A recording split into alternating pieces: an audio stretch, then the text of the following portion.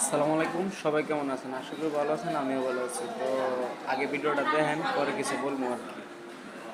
এত 10 টাকার যে কতগুলো নোট? 10 দিলে সেই হয়ে যাবে। কোথায়? এই কাউন্টারের মধ্যে? কাউন্টারের মধ্যে 10 টাকা। উনি 5 টাকা করে বেশি রাখছে। 5 টাকা করে বেশি রাখছেন। এখানে শত শত 10 টাকা আছে। আল্লাহর দোয়াই দিয়ে গেলাম, আল্লাহর হস্তে দিয়ে গেলাম। মহিলার কাছ থেকে 10 টাকা বেশি রেখে দিচ্ছে। দুইটা টিকিট কাটছেন না? 105 টাকা করে। হ্যাঁ। আপনি কত টাকা দিয়েছিলেন ওনাকে?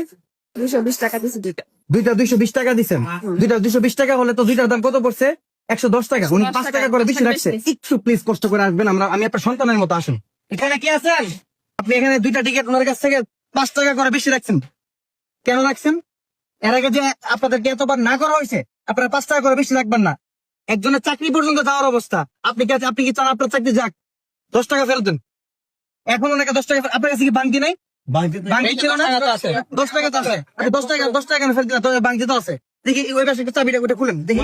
আমরা যাচ্ছি কাউন্টারের ভিতরে শুধুমাত্র দেখার জন্য ওনাদের কাছে কি আসলে ভাঙতি নাই নাকি ওনারা ইচ্ছে করে দেয় না। ওনাদেরকে ধরলে বলে ওনারা 5 টাকা নাই। আসলে কি 5 টাকা নাই? 5 টাকার পেজ না, পেজ হইলো এরা সময় সুযোগ পাইলে 5 টাকা নাই বলে 5 টাকা রেখে দেয়, আবার সুযোগ পাইলে 10 টাকাও রেখে দেয়। এই যে এখন তো চাইলে এই মহিলার এখন তো আপনারা তো দেখছেন, ঠিক আছে?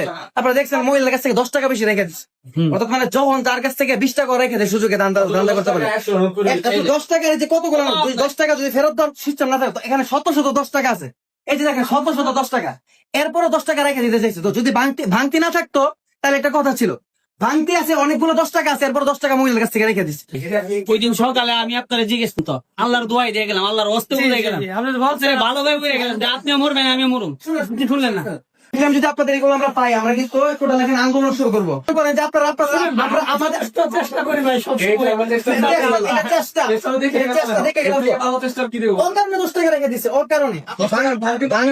ভাঙতির বেজাল ভাঙলাম।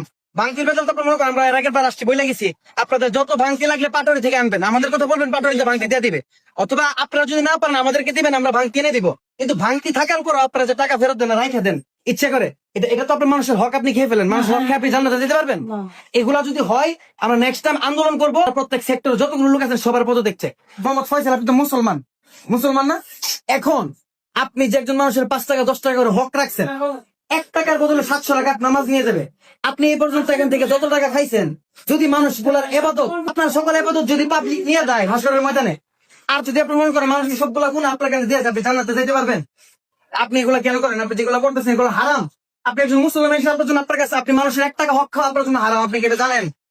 হারাম জানার পর আপনি কেন এটা এগুলো যে করে আল্লাহ করে জব দিতে পারবেন, হারাইতে পারবেন হাসরের ময়দানে? এগুলো করবেন?